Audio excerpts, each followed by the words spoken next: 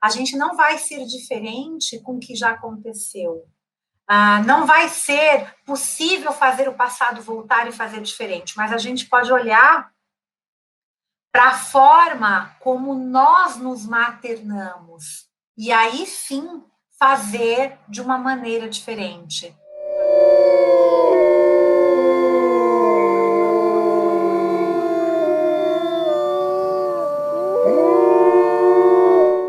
Hoje, então, a gente vai entrar no capítulo 6, que é a história do Patinho Feio. E a autora, a Clarissa, né, para quem não conhece, esse livro é da doutora Clarissa Pinkola Stess, é um livro indicado para todos, tá? É muito importante ler esse livro, para quem não leu, para quem leu, releia, e também trabalha esse livro como um grande oráculo, né?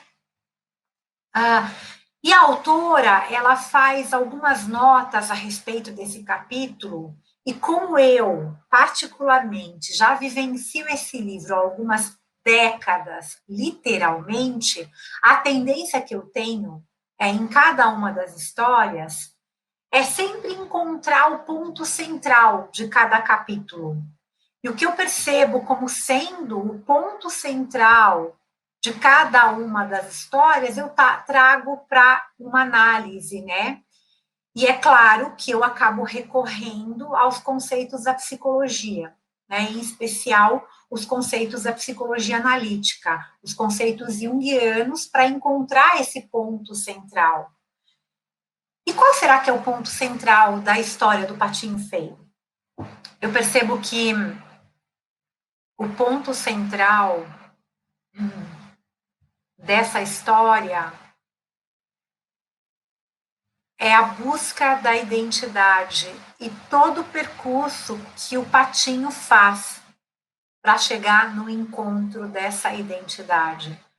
E todas as desventuras, tudo que acontece no meio do caminho é pela busca dessa identidade, dele conseguir reconhecer ele mesmo, reconhecer quem ele é.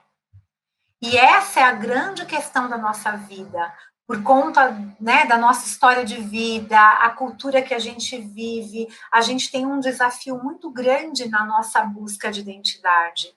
A Clarissa, ela coloca isso em alguns pontos, mas eu acredito ser essencial a gente começar por um ponto que tem a ver com o foco que acabou se tornando maior o meu trabalho, que é a Universidade do Sagrado Feminino, que são os cursos, né, as jornadas direcionadas ao público feminino, mas também ao feminino não como gênero, né, mas como essência primordial, tá?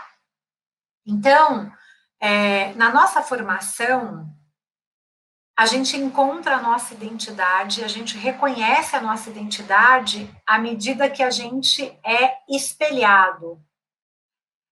E esse espelhamento se dá pelos nossos pares, né? Ou pelas pessoas que estão à nossa volta. Na teoria, o nosso primeiro espelho é a nossa mãe, ou aquela pessoa que cuidou de nós, né?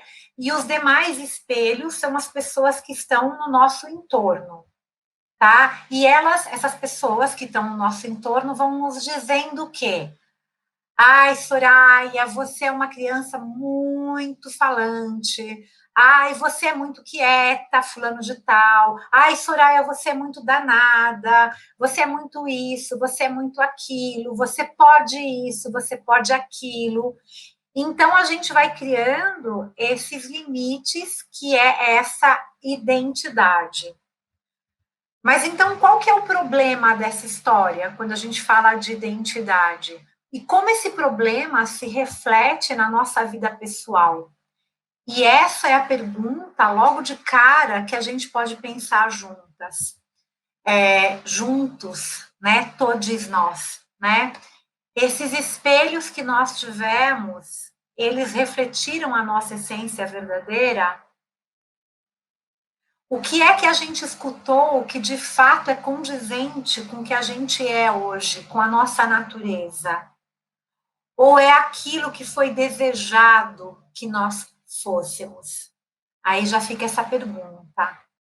Então, enquanto busca de identidade, a história do patinho feio também é, em certo sentido, uma busca por aceitação, sim.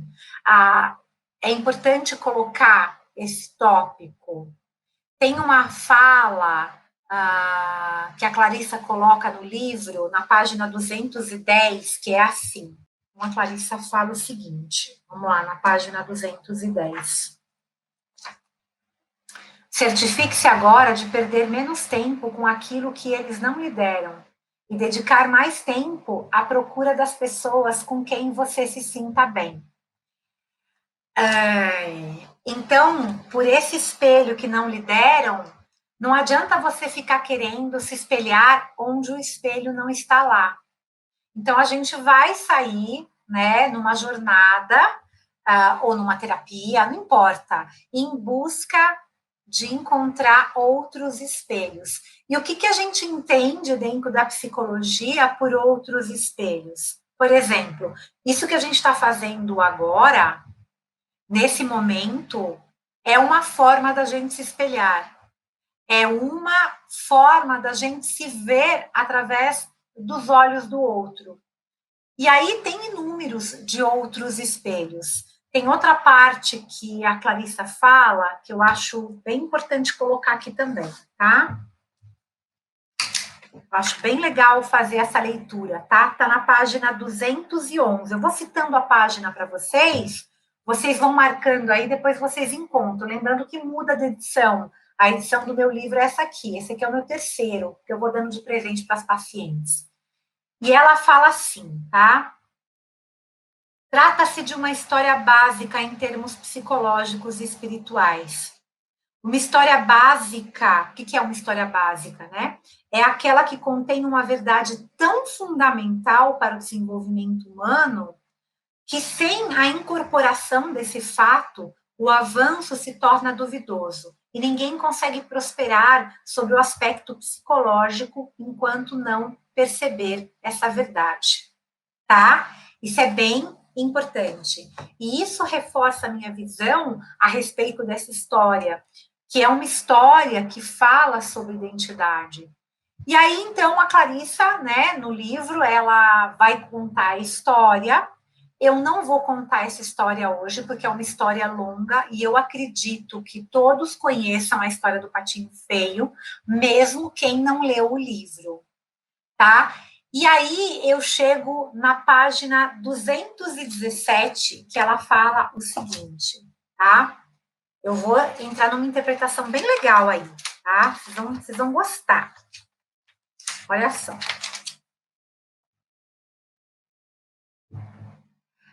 Os significados básicos que nos interessam nessa história são os seguintes. O patinho da história simboliza a natureza selvagem, que, quando forçada a enfrentar circunstâncias pouco propícias, luta instintivamente para continuar viva, apesar de tudo. O outro aspecto importante da história é o de que, quando a vibração específica da alma de um indivíduo, que tem tanto uma identidade instintiva quanto uma espiritual, é cercada de aceitação e reconhecimento psíquico, a pessoa sente a vida e a força como nunca sentiu antes. É por isso que, quando a gente senta com outra pessoa, com outras mulheres, quando a gente encontra um círculo de mulheres, ou quando a gente está próxima de pessoas amigas que nos nutrem, que nutrem a nossa vida, pessoas que estão ao nosso redor, a gente acaba retomando. Então, mesmo que a gente tenha passado por situações muito piores que a do Patinho Feio, quando a gente reencontra esse lugar, a gente acaba retomando esse lugar de busca da nossa identidade.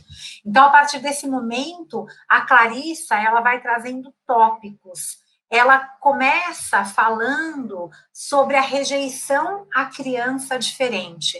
Mas antes de começar os tópicos, tem uma observação que eu quero colocar, que obviamente não está no livro, como sempre eu faço, que faz parte da minha investigação pessoal, que faz parte da conexão que eu vou fazendo com os meus atendimentos, com os meus cursos, e principalmente, nesse ponto em especial, a conexão que eu faço com a jornada da heroína, da Maureen Murdock, tá? Que é uma jornada que tem sido um belo trabalho de terapia que eu estou fazendo nos últimos anos.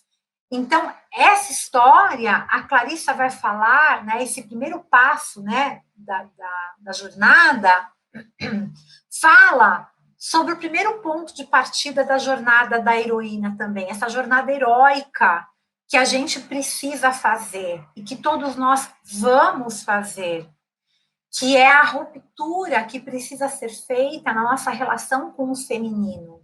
E isso precisa acontecer com todas as pessoas. Todas as pessoas têm esse rompimento inicial, porque todos nós nascemos de uma mãe. Então, todos nós precisamos desse rompimento. Mas o rompimento, para a mulher, tem um peso muito maior. Por quê? Porque é um rompimento com a sua própria natureza, com o seu lugar de natural. Então, como primeiro passo da jornada, é importante entender que é essa ferida inicial que a gente busca a cura dessa quebra que aconteceu lá no comecinho da nossa história, quando a gente cindiu, quando a gente rompeu essa relação com a mãe, tá? Que na realidade é a relação com o nosso feminino interno. E é sobre essa busca, sobre essa jornada que nós vamos falar também nessa história. E é essa busca pelo autoconhecimento.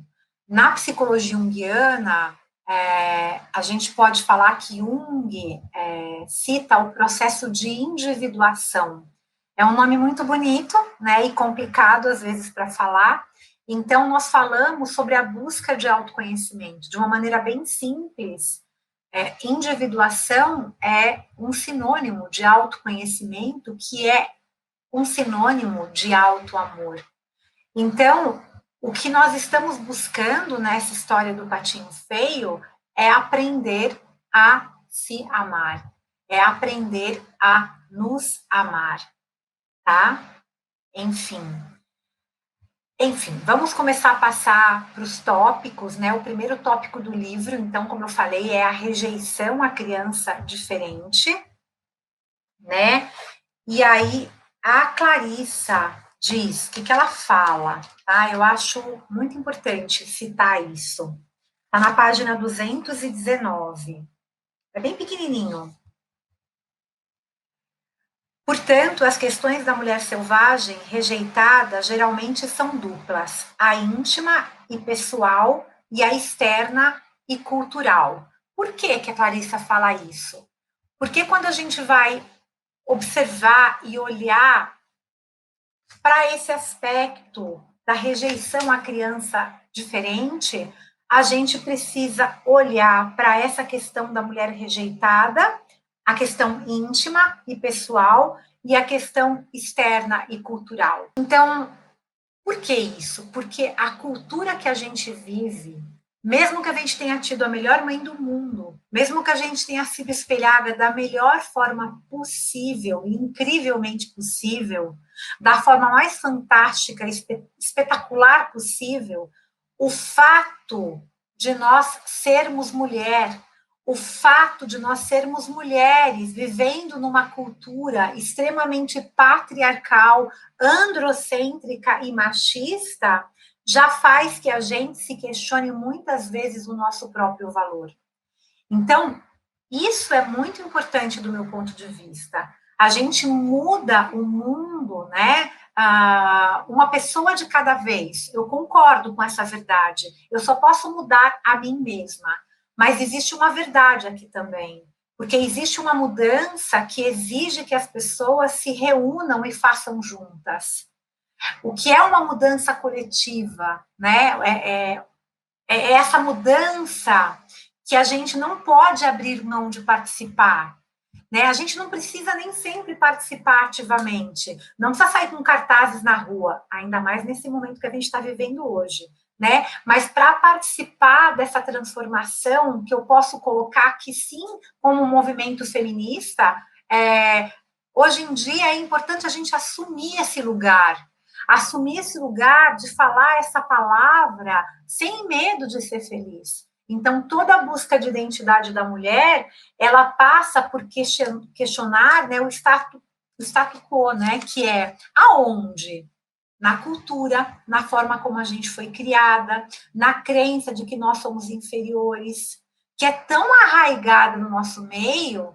Portanto, é uma leitura bem importante a gente fazer quando a gente fala de pertencimento, de encontrar a nossa turma. Temos sim esse livro, eu vou dar algumas dicas no final, Mulheres que Correm com os Lobos, mas a gente lê também Chimamanda, né? Ler, né? Somos todos feministas, né? É importante a gente olhar para isso. É importante, é essencial a gente falar também nesse livro, né? Nesse capítulo, na minha visão, como psicoterapeuta, mas principalmente como mulher, na questão coletiva da nossa identidade, que é o que a Clarissa cita aqui. Não tem como olhar só para a questão individual, tem que olhar também para a gente saber ao que a gente pertence, para a gente descobrir que espelho que a gente precisa, a gente precisa descobrir qual que é a construção social que está por trás também, tá? Então, é essencial falar da questão coletiva da nossa identidade, da construção, tá? Então, assim como dizia Simone de Beauvoir, né, a gente não nasce mulher, né, a gente se torna mulher, a gente se faz mulher. Pois bem, que mulher que nós somos? Aquilo que a gente realmente veio ser ou aquilo que a sociedade quer de nós? Então, isso é um tópico muito importante que a Clarissa trata no livro dela. Embora, é claro que na hora que a gente está cuidando das nossas feridas individuais, o que é mais importante é a gente olhar para a nossa própria história individual e a gente sentir como nós vamos nos transformando individualmente. Se você fizer só a sua parte de se transformar individualmente, você já vai estar carregando meio mundo com você. Por quê? Porque você vai transformar os seus filhos, se você for mãe, você vai transformar os ambientes que te cercam, você vai fazer uma transformação em tudo à sua volta, né? A Clarissa fala muito disso no livro dela, A Ciranda das Mulheres Sábias, tá? Então, a gente está validando aqui a potência do autoconhecimento e da gente lidar com as nossas dificuldades internas e o poder que isso tem de impactar o mundo. Então, isso tudo é muito importante quando a gente vai fazer uma leitura de um capítulo como esse do Patinho Feio, tá? A gente entender o porquê que a gente muitas vezes não pertence, o porquê. Tem uma luta também cultural, tem uma luta também social. Não é só da onde a gente veio, a gente pode ter o mais belo espelhamento, a mãe mais potente e ainda ter uma dificuldade de se encontrar. A partir daqui, desse momento do livro, a Clarissa ela começa a falar sobre os tipos de mãe. E aí ela descreve 3 tipos. Eu não vou conseguir, claro, nesse webinário, desenvolver muito sobre esses 3 tipos de mãe. E eu nem considero ser tão importante isso, mediante ao conteúdo todo, tá? Ao meu ver, e é só, novamente, mais um ponto de vista, o que é realmente importante é a gente entender que a nossa experiência com o materno, ela se constrói nessa relação com essa figura materna que é a nossa mãe ou quem nos criou. E mesmo que a nossa mãe não exista mais, a gente criou uma imagem dessa mãe internamente. E essa imagem interna é a única coisa que a gente tem capacidade de transformar. Então, por esse motivo, eu não vou falar, me aprofundar nos tipos de mãe. Eu não considero importante para esse momento. A gente não vai arrumar, não vai mudar o que a gente vivenciou. A gente não vai ser diferente com o que já aconteceu. Não vai ser possível fazer o passado voltar e fazer diferente, mas a gente pode olhar para a forma como nós nos maternamos e aí sim fazer de uma maneira diferente. Claro, calma que eu vou me aprofundar nisso. Na psicologia junguiana, o termo para isso é o complexo materno. E a Clarissa, ela cita isso aqui no livro. Eu vou ler mais um pedacinho do livro aqui para vocês, quer ver? Ó? Deixa eu pegar aqui um pedacinho pequenininho do livro, tá? Está na página 220. A mãe interior trata-se de um aspecto da psique que atua e reage de um modo idêntico ao da experiência da infância de uma mulher com sua própria mãe. Além do mais, essa mãe interior compõe-se não só da experiência da mãe pessoal, mas também de outras figuras maternas da nossa vida, bem como das imagens da mãe boa e da mãe perversa exibidas pela nossa cultura na época da nossa infância. Na psicologia junguiana, esse emaranhado todo é chamado de complexo materno. Trata-se de um dos aspectos centrais da psique da mulher, e é importante reconhecer sua condição, reforçando certas características, corrigindo algumas, erradicando outras e começando tudo de novo, se necessário. É muito rico, né, gente? É muito conteúdo. Mas então, o que é um complexo materno, resumindo? Vamos ver se eu consigo resumir. O ponto que nos toca e aciona algo que é irracional da gente, que tem a ver com a forma como nós fomos maternados.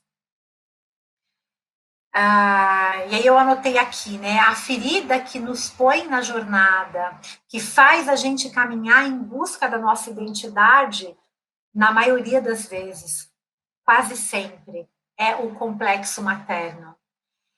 E aí é muito pessoal, porque cada pessoa vai ter o seu complexo materno, embora todo mundo tenha essa mãe coletiva, que podemos dizer aqui, chamar como arquétipo da grande mãe, que eu faço uma comparação aí com o arquétipo da grande mãe, o arquétipo da mulher selvagem.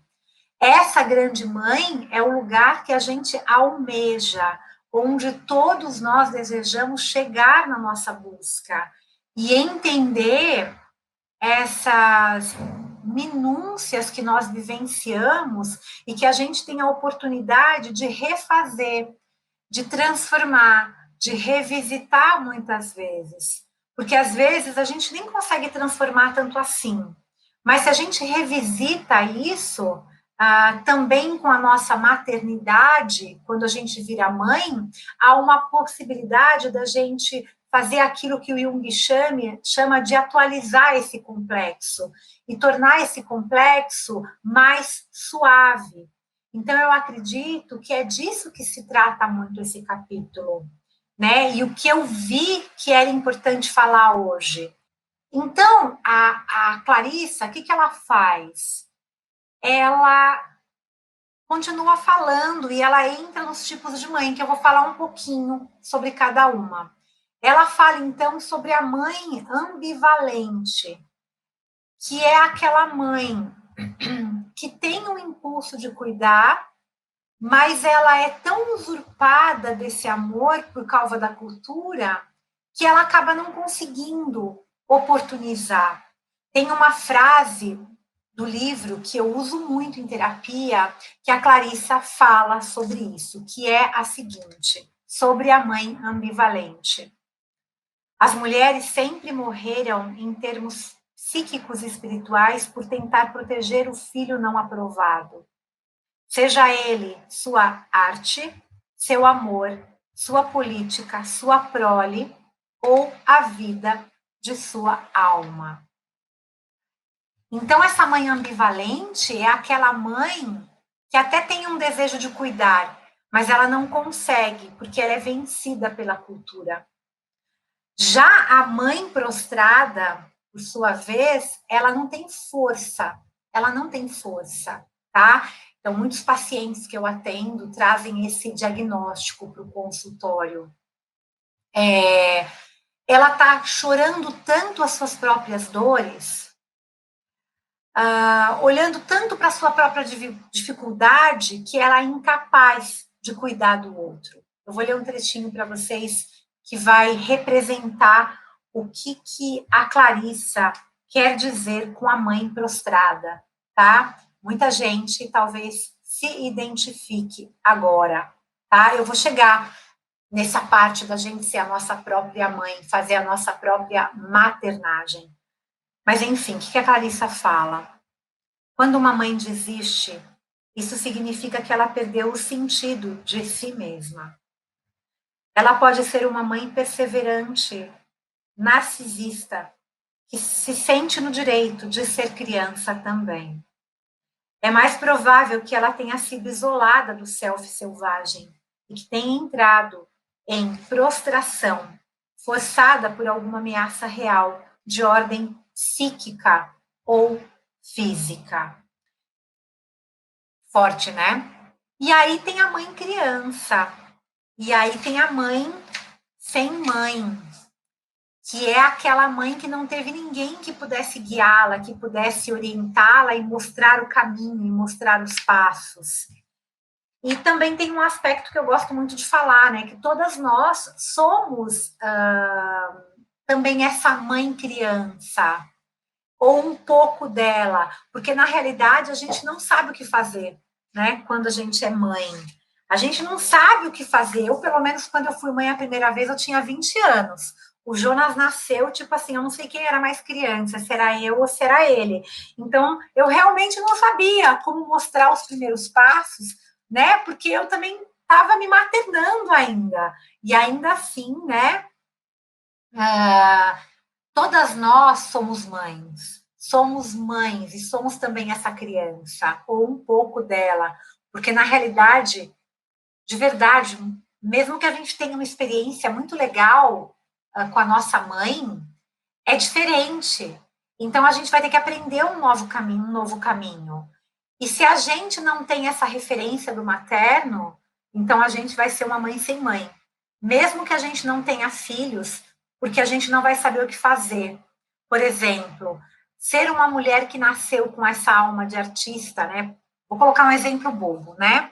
Você é uma mulher que nasceu com uma alma de artista. E aí você nasceu numa família, tá? É um exemplo só, tá? Esse é um exemplo de uma paciente que eu tenho. Os pais são funcionários públicos. Eles não conseguem entender as suas aspirações, eles não conseguem entender a vida do artista. Então, essa pessoa, essa mulher, ela vai ter dificuldade em lidar com a sua arte, porque o seguro, o certo, é você fazer um curso, né? Prestar um concurso público e não trabalhar com arte. Então, a sabedoria desse capítulo é que não adianta a gente ficar também fechado em apenas uma questão, em apenas uma verdade, ou seja, porque minha mãe é isso, minha mãe é aquilo, aquilo que minha mãe fez, aquilo que minha mãe deixou de fazer. Se a gente ficar só nisso, a gente reduz muito a nossa busca de identidade. Ao passo que, se a gente amplia esse horizonte, a gente olha para isso com um espectro maior, e aí a gente pode ter ajuda também da constelação para trabalhar um campo sistêmico, a gente consegue ver que, às vezes, aquilo que a gente está dando luz, aquilo que a gente está botando no mundo, que não é necessariamente um filho físico, é um filho de uma outra ordem, e a gente também vai conseguir maternar esse outro filho de uma maneira diferente, se a gente olhar para um prisma diferente. O que eu considero fundamental aqui e importante é a gente se deslocar dessa mãe real, que por sua vez pode ter sido isolada de suas próprias mães, podem ter vivido num período em que o machismo era muito mais potente do que é hoje, porque, sim, esse o movimento feminista tem crescido imensamente. Vamos lembrar, o machismo está aqui e o feminismo estava aqui. Então, ele foi crescendo, o feminismo foi crescendo, ele está ganhando uma força maior, mas o machismo ainda está aqui. A sociedade patriarcal ainda está aqui. Então, essa barreira cultural que as nossas mães viveram e essa barreira cultural que as nossas mães enfrentaram, sem dúvida, é muito maior do que a barreira que nós encontramos hoje. Inclusive, era muito mais velada, não se nomeava as coisas. Imagina você ser oprimida por algo que você não sabe nem o nome. Hoje, nós pelo menos sabemos o nome. E a gente sabe o nome não para encontrar culpados, e sim para encontrar aliados. Olha só essa fala da Clarissa, na página 228, para quem quer acompanhar aí. A mãe forte, a prole forte, tá? A gente entrou já nessa parte. O remédio está em obter cuidados de mãe para a nossa própria mãe interna. Isso se obtém com mulheres reais, no mundo objetivo, que sejam mais velhas, mais sábias e que de preferência tenham sido temperadas como aço. Elas se tornaram calejadas por terem passado por tudo o que passaram. Independente do custo, mesmo agora seus olhos veem, seus ouvidos ouvem, suas línguas falam e, além de tudo, licença poética da Soraya Mariani, elas são gentis. A autora fala que a cura, na realidade, ela está no arquétipo da grande mãe, que ela também fala que é o arquétipo da mulher selvagem. A cura está em acessar esse arquétipo, a gente atualizar esse arquétipo. Mas como a gente pode fazer isso? Como a gente pode atualizar? Tá? A gente atualiza esse arquétipo encontrando novas maneiras de maternagem. Vocês citaram aí. Maternagem para nós e para tudo que a gente faz. A gente pode atualizar esse arquétipo da grande mãe quando a gente, por exemplo, cuida de um projeto nosso com amorosidade, também com assertividade, com afeto, com mais entrega e com mais alma, tá? Então, tem mais um trechinho do livro que eu anotei aqui. Falei que eu mudei a dinâmica hoje, que ela fala assim: em vez de nos desapegarmos da mãe, estamos procurando uma mãe selvagem.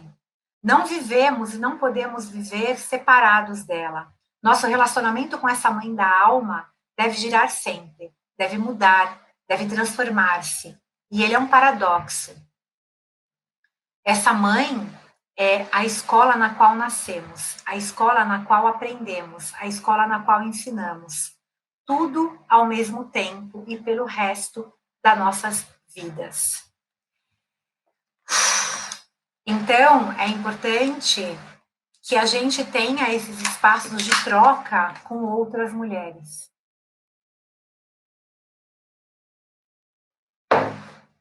Deixa eu pegar mais aguinha. Porque é nesse espaço que a gente vai conseguir enxergar as coisas. E tudo isso está no conto do Patinho Feio, tá? Que a gente não enxergou, aquilo que a gente não enxergou em outros lugares. Então, aí chegam o quê? Esses novos espelhos.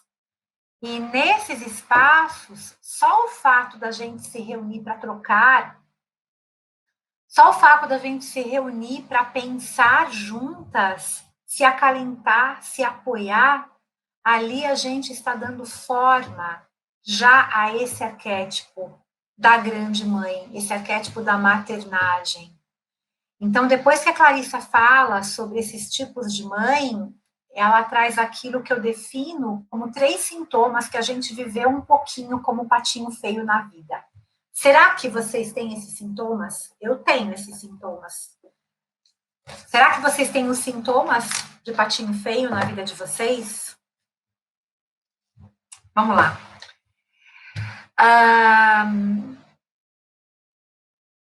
O primeiro sintoma são as más companhias. O segundo, a aparência indevida. E o terceiro são os sentimentos congelados, a criatividade congelada. E aí, o que é muito rico nesse capítulo é que esses 3 sintomas, eles se revelam de 3 maneiras diferentes, para a gente tentar de alguma maneira identificar. Então, aí, avaliar o nosso nível de patinho feio, tipo teste de deusa, tá? É uma brincadeira, né? Deixa eu ver quantos por cento eu tenho de patinho feio na minha vida, tá? É mais ou menos isso. Então, o que a Clarissa chama das más companhias? Eu vou traduzir da seguinte maneira, e eu falo isso muito na roda de medicina, na direção da criança mágica, que é no sul. É o nosso desejo de ser amada, de ser amado. É a nossa vontade de ser amada, que é tão grande, que em certos momentos a gente aceita qualquer amor, mesmo que seja muito pouco amor. E às vezes nem é amor de verdade, mas a gente quer tanto, a gente quer tanto, a gente quer tanto ser amado, que a gente se cerca do quê? De más companhias. A nossa ação vai para aquele lugar de desequilíbrio, em que é melhor estar mal acompanhado do que só. E a Clarissa sabiamente diz na página 231, coloca óculos, põe óculos. Portanto, para começar a cura, pare de se iludir com a ideia de que um pequeno paliativo irá consertar uma perna quebrada. Seja franco frente às suas feridas, e assim terá uma imagem correta do remédio necessário. Não jogue no vazio o que for mais fácil ou estiver mais disponível. Faça questão do medicamento apropriado, adequado. Você o reconhecerá, porque ele irá fortalecer a sua vida em vez de enfraquecê-la. O que é aceitar as migalhas? Então, esse é o primeiro ponto, é o primeiro sintoma, de que um patinho feio está vivendo aí dentro de você. Quem nunca? Quem nunca aceitou migalha? E aí a gente, né? Alguém aí aceitou migalha já? Alguém aí já? Quem nunca aceitou um amor que a gente fala, imagina, ele é tudo de bom. Imagina, não ligou porque é uma pessoa super expansiva. Imagina, ele falou, né? Você começa um relacionamento e você fica aceitando migalha, né? Então a gente vai agora para o segundo sintoma, que a Clarissa chama de aparência indevida. Então, no afã, né, no desejo de pertencer, de fazer parte daquele grupo, poperô, popetém, a gente acaba se vestindo de roupas que não nos cabem. Então, por exemplo, né, sei lá, você não curte beber, nem ir para barzinho, né? Mas para fazer parte daquele grupo poperô, popetém, você põe a sua máscara, né? E você faz de tudo. Você começa a ir no tal do barzinho, né?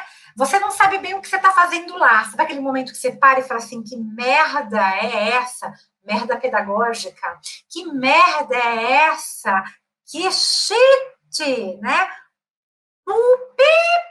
Né? Que você está fazendo naquele lugar, mas você continua lá. Por que você continua lá? Porque você tem uma necessidade fodástica de pertencer. E ela é tão grande que você não consegue ficar em casa quieta, ou você não consegue ficar fazendo aquilo que você gostaria de fazer, por exemplo, sei lá, ler um livro, ver uma série idiota, mas você continua lá. Quem nunca? E vem aquela sensação. Muitas pessoas relatam em terapia: se eu não estiver ali, vou perder algo. Será? Tem gente que leva anos para chegar nessa conclusão. Depois desse webinário, você não vai precisar mais ficando esperando todo esse tempo para descobrir que tem roupas que não cabem em nós, não por causa do nosso peso, mas porque aquilo não foi feito para a gente, tá? E o terceiro sintoma chama-se os sentimentos congelados, a criatividade congelada. Na minha poética tradução, é quando a gente coloca um freio na nossa criatividade. É quando a gente não cria por medo do quê? Do quê? Do quê, Soraya? Medo de ser rejeitado. Quando a gente não coloca no mundo aquilo que é a nossa produção, pode ser o que for, tá? Abre uma lacuna aí e preenche. Sei lá, uma vontade de dançar, um livro, fazer os seus stories, aquele vídeo que você vive falando que vai colocar, aquele curso que você vive falando que vai colocar na internet e que você não coloca por quê? Será que as pessoas vão gostar? O que as pessoas vão falar? Né? Aí você fica com medo, você fica o quê? Procrastinando. E aí você não exercita o que? A sua criatividade. E você não coloca o seu melhor no mundo. E aí você fica congelando aquilo. Os sentimentos, a sua relação com essa alma selvagem, que não está conseguindo exercitar esse poder. Porque você ficou preso lá no lago que congelou. Lembra quando o patinho feio fica preso lá no lago que congelou? Então, nesse tópico, a Clarissa fala o seguinte, tá? Vamos lá. Na página 233. Portanto, qual que é a solução? Haja como patinho, siga em frente, supere tudo com a luta. Apanhe logo a caneta, começa a escrever, para de resmungar, escreve, pega o pincel e para de variar. Seja má consigo mesmo, pinte. Bailarina, vista a... Peraí. Vista a sua malha, amarra a fita no cabelo, na cintura, nos tornozelos e diga ao seu corpo que se mexa, dance, atriz, dramaturga, poeta, musicista ou qualquer outra. Em geral, pare de falar. Não pronuncie mais uma palavra sequer, a não ser que você seja cantora. Tranque-se num quarto com um teto ou uma clareira sob os céus. Exerça a sua da sua arte. Sabe-se que o que está em movimento não se congela. Por isso, mexa-se, mexa-se, mexa-se. Vá em frente. E tem dois pontos, dois momentos da história do Patinho Feio, que eu considero aquele lugar onde a esperança está renovada. Que é um ponto que eu quero citar, que eu gosto muito da história, que é quando ele avista de longe os cisnes, né? E aí ele sente o coração dele palpitar. Então ele vislumbra que existe uma vida magnífica para além daquela miséria toda que ele está acostumado. E esse é o momento que ele renova a esperança e tem essa força para seguir. Por isso que é muito importante esse trabalho com os grupos. A gente assistiu um webinário com a Soraya Mariani, por exemplo, mesmo que seja chato às vezes, mas vai vir alguns insights, o que mais é possível. E o segundo momento da história é quando o estranho resgata ele e leva ele para casa. Mesmo que depois disso venha um monte de outras coisas negativas, ele foi resgatado. Então, esses dois fatos são momentos que eu considero da história, momentos de esperança renovada. Esses dois momentos, eles não estão necessariamente conectados a encontrar a nossa turma. Às vezes é aquele momento que a gente escuta algo, alguém, que para aquela pessoa não faz o menor sentido a nossa jornada de individuação, mas que para a gente faz total sentido. Vocês já passaram por isso? Eu vou explicar. Eu tenho um momento que eu passei por isso. Eu ainda tinha o espaço Ciranda da Lua, eu estava na primeira casa ainda, que eu fiquei 9 anos, e chegou um momento que não estava fazendo mais sentido a Ciranda da Lua. No fundo, eu passei algumas decepções com os trabalhos que eu realizava, eu estava muito esgotada, e eu pedi um sinal naquele momento. Eu não conhecia Axis ainda, né? Não conhecia nem a constelação naquela época. Só conhecia bastante a psicologia, a dança circular, era o carro-chefe do meu trabalho. E aí, naquele dia, uma pessoa que frequentava a casa, a Patrícia Castro, que é uma pessoa que eu tenho uma admiração profunda, a gente perdeu o contato, ela me levou de presente um livro, A Ciranda das Mulheres Sábias. Eu quase morri do coração, lembrando que os livros para mim são como um oráculo. Quando eu abri aquele livro, eu falei, caralhas, a Clarissa Pinkola Estés escreveu um livro chamado A Ciranda das Mulheres Sábias. Tipo, fodástico isso, né? Fez todo sentido para mim. A ciranda faz sentido sim, né? Eu tenho esse momento e eu tenho certeza que você deve ter esse momento. Então, foi um livro que trouxe um pouco de esperança daquilo que eu estava meio angustiada, estava me angustiando, né? Não era um grupo de mulheres, não era um grupo de pais ou de mães, não era um grupo de terapia, mas aquilo me deu uma esperança. E aí a Clarissa entra no livro no isolamento como uma dádiva.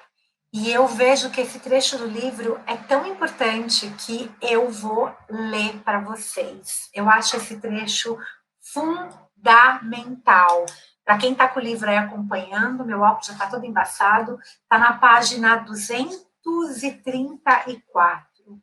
O isolamento como dádiva. Se você tentou se adaptar a qualquer tipo de forma e não conseguiu, talvez você tenha muita sorte. É verdade que você pode ser uma exilada, um exilado de alguma maneira, de alguma espécie, mas a sua alma está abrigada. Ocorre um estranho fenômeno quando a pessoa tenta se adequar e não consegue. Muito embora a criatura diferente seja rejeitada, ela ao mesmo tempo é empurrada para os braços dos seus verdadeiros companheiros psíquicos. Quer se trate de uma linha de estudo, de uma forma de arte, quer de um grupo de pessoas. É pior ficar ali onde não nos sentimos bem do que vaguear perdida por um período em busca de afinidade psíquica e profunda de que precisamos. Nunca é errado ir à procura do que necessitamos. Nunca mesmo. Portanto, gente, ao meu ver, a falta é uma boa professora. Quando a gente está sentindo esse buraco na nossa existência, se a gente para de verdade, né, que é o que ela fala nesse capítulo do isolamento, porque a nossa tendência é ficar blá, blá, blá, blá, blá, tampando o buraco, né, somando 2 mais 2 é 4, né, então a gente precisa de um tempo para ficar totalmente presente, e é nesse lugar de totalmente presente que aparecem as respostas. E eu diria que quando a gente consegue ficar nesse lugar, 50% do caminho já está resolvido, porque ali você consegue fazer algo inédito. A gente consegue escutar. Mas escutar o que, Soraya? Escutar o que verdadeiramente nos falta. E agora eu vou ler mais uma parte que eu particularmente me identifico muito, porque tem muito a ver com o que eu faço no meu trabalho. E eu tenho certeza que vocês vão se identificar agora muito. Que tem a ver com a minha busca, com o patinho feio em mim, né? Com a minha busca pessoal.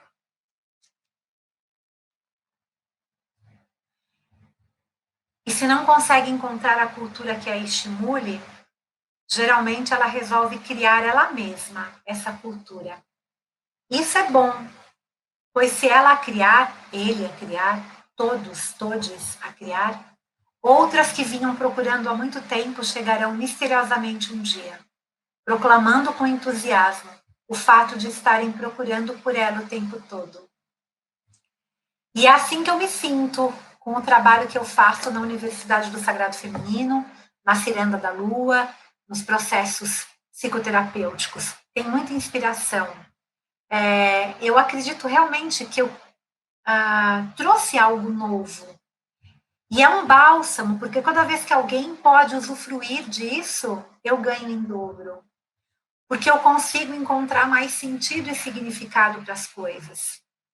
Então, a partir desse lugar, do que faltava para mim, eu criei algo que, ao meu ver, é a falta de tantas de nós. Enfim, E aí tem o próximo ponto, que é o capítulo, que eu acho o máximo, né? O capítulo não, né? O trecho que ela fala, né? Os gatos desgrenhados e as galinhas vesgas no mundo, né? E aí a Clarissa conta para nós o grande perigo que às vezes a gente escorrega, que é o perigo de acreditar. Acreditar naquilo que alguém fala para gente, que nem sempre é uma verdade.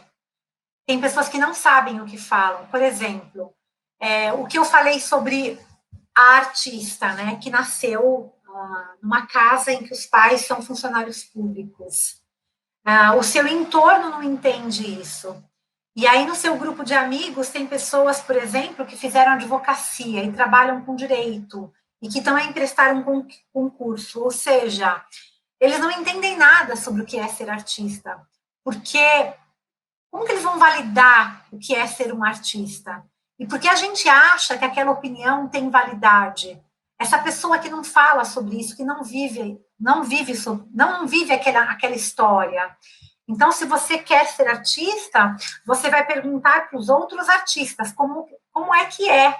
Porque eles podem te dizer o que deu certo, o que não deu certo. Aí, pelo menos, você tem uma opinião também mais válida, mesmo que não sirva para você. Não que a opinião dos outros não significam nada, mas às vezes eles não sabem falar sobre essa realidade.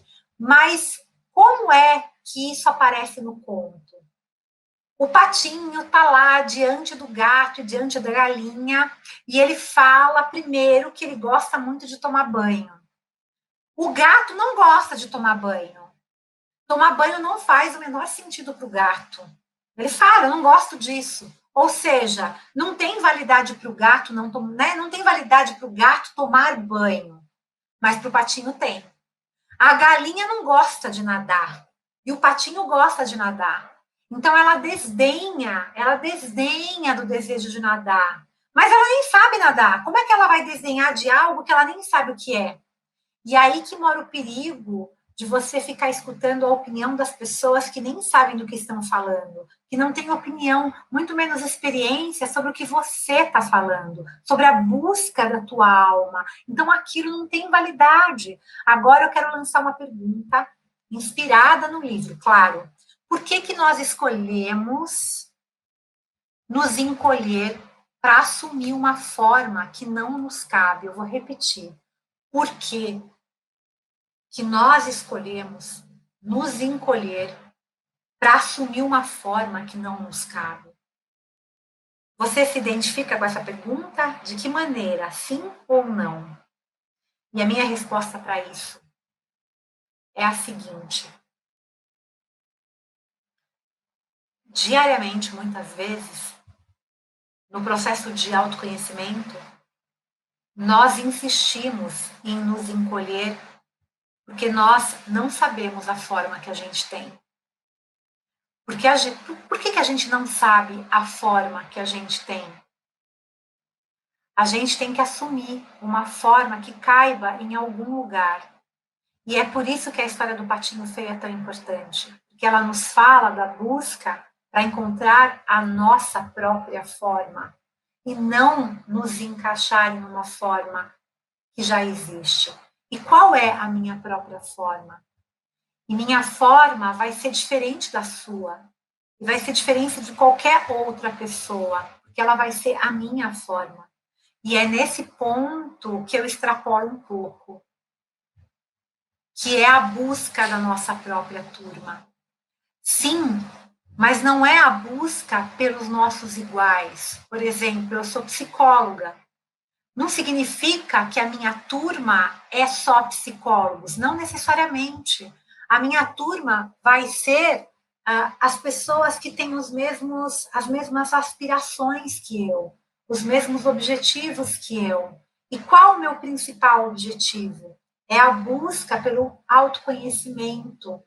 Claro que eu só posso falar por mim aqui agora. É esse trabalho de expandir a minha consciência, é esse resgate da mulher selvagem, né? Depois de tantos anos de terapia, eu posso dizer que a minha busca é essa, é esse processo de individuação. E tudo que eu faço na minha vida, na minha família, na minha relação como mãe, né? Na minha relação como profissional, tudo que eu faço é mirando sempre esse autoconhecimento. Então, quem vão ser os meus pares? Pessoas que estão mirando o autoconhecimento. Não importa se ele é um garçom, um escritor, um gari, um motorista de ônibus, né? Uma velha sábia curandeira no ponto de ônibus. Todo mundo que está mirando o autoconhecimento vai ser o meu par, vai ser um bom espelho, porque é um espelho que vai me mostrar que eu sou de verdade, porque os bons espelhos são os que refletem quem você é de verdade. Você precisa ser capaz de enxergar a sua essência e não aquilo que esperam de você. Por isso, é tão bom se cercar de pessoas que têm um filtro livre, ou seja, pessoas que podem te dizer, né? Eu não sei nada do que você faz, Soraya. Que coisa engraçada que é isso, mas o que você faz é incrível, né? Me toca, me emociona, sinceramente, ouvir isso das pessoas. Porque isso acontece, é muito comum, né, de muitas pessoas. Uma vez eu dei uma dança num evento de danças circulares e uma pessoa evangélica chegou para mim e falou no final assim: eu não sei nada disso que você faz, mas tem aí a presença do Espírito Santo. É a linguagem que ela encontrou para definir aquilo que é indefinível e que para ela está na presença do Espírito Santo. E eu fico, sim, emocionada de receber isso, né?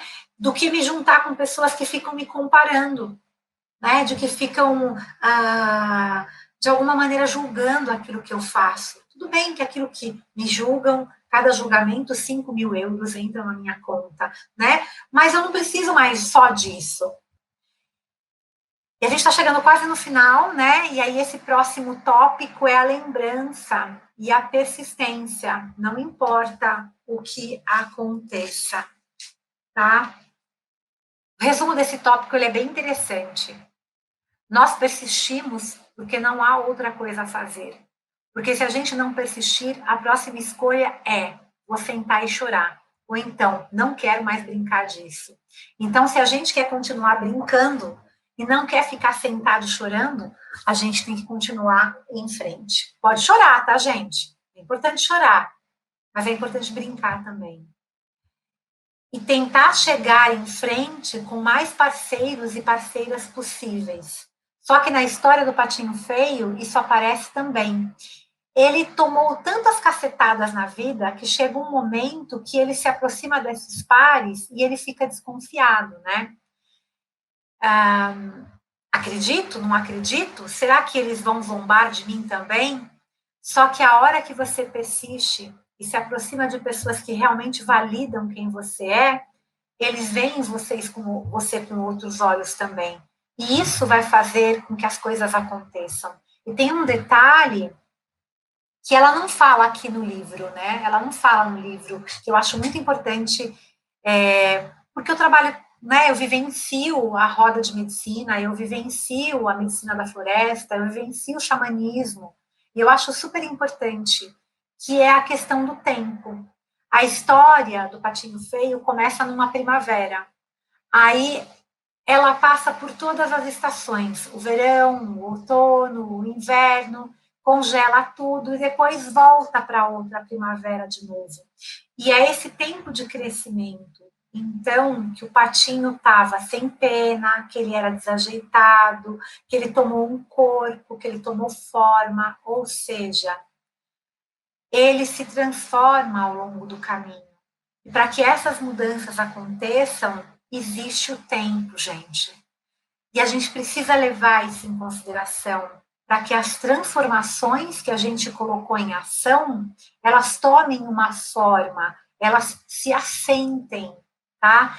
E aí a gente possa passar na frente do espelho e dizer: opa, opa, quem é aquela ali? Olá, mas eu não sabia que tinha o cabelo assim, ou isso ou aquilo. E você consegue assentar isso depois de um tempo. Ainda mais hoje, na nossa cultura, que tudo é fast food. tá? Tudo é para ontem. Então tem que ter esse tempo do negócio acontecer, de tomar forma. E aí o último tópico que ela aborda é o amor pela alma. E aí eu vou ler aqui porque eu acho super importante e super lindo a fala da Clarissa. Meu óculos quase grudou aqui, tá? Tá na página 239. 239. O amor pela alma. Aguarde, confie, faça a sua parte. Você descobrirá seu próprio caminho. No final da história, os cisnes reconhecem o patinho como um dos seus, antes dele mesmo. Isso é bem típico das mulheres exiladas. Depois de tanto sofrer e vaguear, elas conseguem atravessar por acaso a fronteira com seu próprio território. E muitas vezes não percebem, por muito tempo, que as expressões das pessoas deixaram de ser depreciativas e passaram a ser neutras com maior frequência, quando não sejam de admiração e de aprovação. Então, a Clarissa propõe aqui uma tarefa. E que tarefa é essa que eu proponho? A tarefa é aceitar a nossa própria beleza. Difícil, né? É aceitar a nossa natureza, é aceitar o nosso próprio talento, mas principalmente aceitar a nossa própria verdade. É esse encontro com essa grande mãe, que eu acho que quando a Clarissa, aí já é um achismo, eu acredito, é uma fala minha, tá? Quando a Clarissa fala da mulher selvagem, ela também está falando do arquétipo da grande mãe, embora ela não diga isso nesse livro, já procurei, mas eu tenho essa percepção.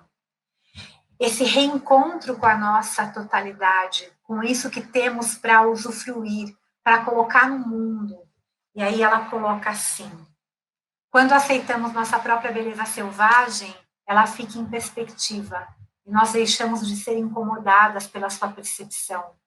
Mas também não renunciaremos a ela, nem negaríamos a sua existência. Uma loba sabe a beleza que tem ao saltar? Uma ave, uma fêmea de felino, sabe as belas formas que cria ao se sentar? Uma ave se espanta com o som que ouve ao abrir as asas? Aprendendo com ela, simplesmente agimos à nossa própria maneira e não evitamos a nossa beleza natural, nem nos escondemos dela. Como os animais, simplesmente somos. E isso é tão bom. É lindo isso, né, gente? Então, isso é a nossa questão de identidade.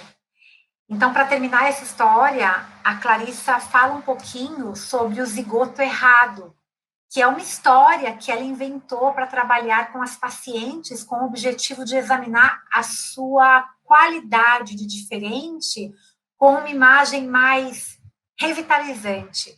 Essa história é bem facinho, é legal vocês lerem depois, né, que ela criou, mas eu vou citar um pedacinho dessa história. O zigoto errado. Alguma vez você já se perguntou como conseguiu aparecer numa família tão estranha quanto a sua? Hein? Se você passou a vida se sentindo estrangeiro, como uma pessoa ligeiramente estranha ou diferente, se você é um ser solitário que vive às margens da corrente dominante, você, sem dúvida, sofreu. Durante anos, a fio, as mulheres que carregam em si a vida mística do arquétipo da mulher selvagem queixaram-se em silêncio. Por que eu sou tão diferente? Por que eu nasci numa família tão estranha, tão insensível? Onde quer que suas vidas pretendessem se expandir, havia sempre alguém a espalhar sal na terra, para que nada lhe crescesse. Elas se sentiam torturadas por todas as proibições relativas aos seus desejos naturais. Se eram filhas da natureza, eram mantidas entre quatro paredes, e assim vai. Portanto, é claro que a resposta por que comigo? Por que com essa família? Por que eu sou diferente? É que não há resposta para esse tipo de pergunta. Mesmo assim, o ego precisa ruminar alguma coisa antes de se soltar. Proponho, então, 3 respostas a de qualquer maneira. Prepare-se, eis elas. Nascemos do jeito que nascemos e nas estranhas famílias a que pertencemos. Porque sim, porque ninguém acredita nessa. É a Clarissa falando aqui entre parênteses. Segunda, o self tem um planejamento e nossos cérebros de ervilha são infinitos demais para desvelá-los. Entre parênteses. Muitas consideram essa ideia atraente. Fecha parênteses. Terceiro, por causa da síndrome de zigoto errado. Abre parênteses. Bem, pode ser. Mas o que é isso afinal? Fecha parênteses. Sua família a considera uma alienígena. Você tem penas, tem escamas. Sua ideia de diversão é a floresta, os ermos, a vida interior, a majestade da natureza. Sem a menor dúvida, trata-se da síndrome de zigoto errado. O que é isso? O que é uma síndrome de zigoto errado? Nunca ouviu falar nisso? Você já ouviu falar nisso? Bem, foi assim. Lembrando que essa história a Clarissa criou para tornar mais leve o processo de individuação dentro do consultório de terapia. Foi assim, a fada dos zigotos estava sobrevoando a sua cidade natal numa noite, e todos os zigotinhos na sua cesta pulavam e saltavam de alegria. Tá imaginando? Na verdade, você estava destinada a pais que a teriam compreendido, mas a fada do zigoto entrou numa zona de turbulência e, epa, você caiu na cesta da casa errada. Você caiu de cabeça para baixo, bem numa família que não lhe estava destinada. Sua, entre aspas, verdadeira família ficava a uns 5 quilômetros mais adiante. É por isso que você se apaixonou por uma família que não era sua e que morava uns 5 quilômetros dali. Você sempre quis que o senhor e a senhora fulano de tal fossem seus pais de verdade. É possível que eles fossem mesmo. Sensacional, né, gente? O que eu acho que é legal falar aqui, no final do livro, é que ela faz um alerta.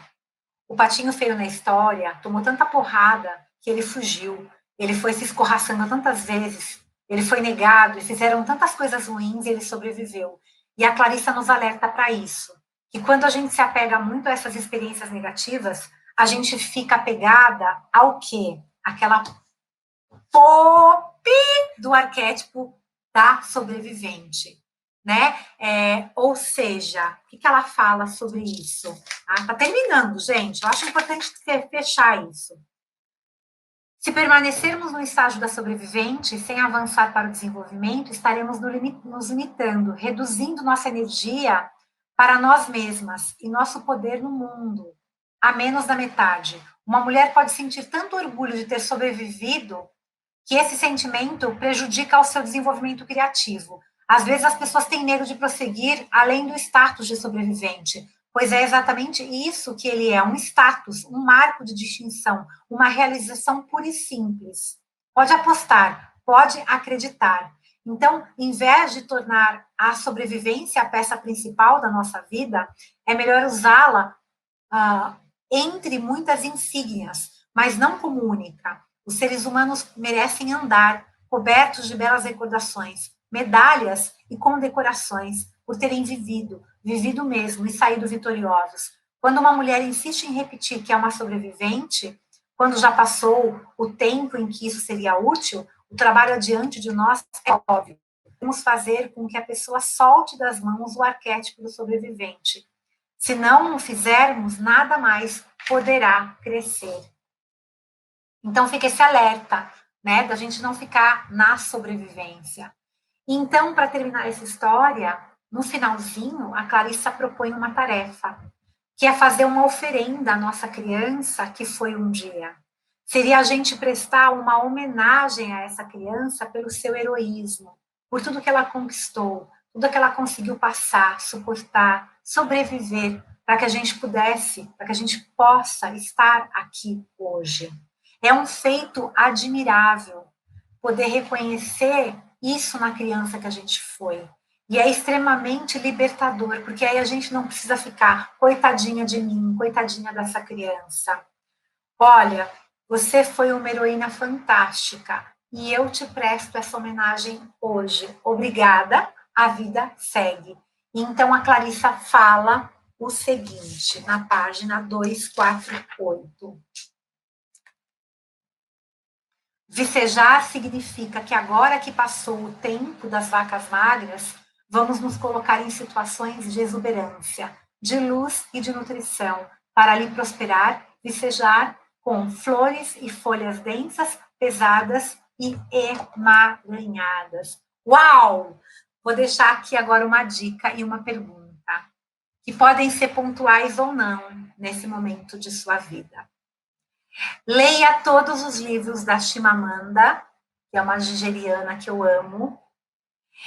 E para decolar nessa cultura que nos oprime tanto, tem várias outras leituras que são fundamentais. Tem um livro que eu gosto muito, de uma autora que eu sou apaixonada, que é a Isabel Allende, que é O Caderno de Maia. É lindo demais. Então é legal quando a gente pega um conteúdo como o do Patinho Feio e a gente vai um pouquinho mais longe nas buscas que a gente está fazendo. E eu vou deixar aqui uma pergunta. Anota aí a pergunta. Anota aí, gente, uma pergunta para hoje, para essa lua cheia, em que o propósito é a gente brilhar, é a gente assumir a nossa potência no mundo. A nossa alma, que foi muitas vezes banida, negligenciada, negada, para vir à tona, ela precisa ser alimentada novamente. E a pergunta que eu deixo aqui é: qual é o alimento da tua alma? Qual é o alimento que vai fazer a tua alma vicejar? Com o que você vai alimentar a tua alma? Lembrando que essa resposta ela é única e cada um vai ter a sua.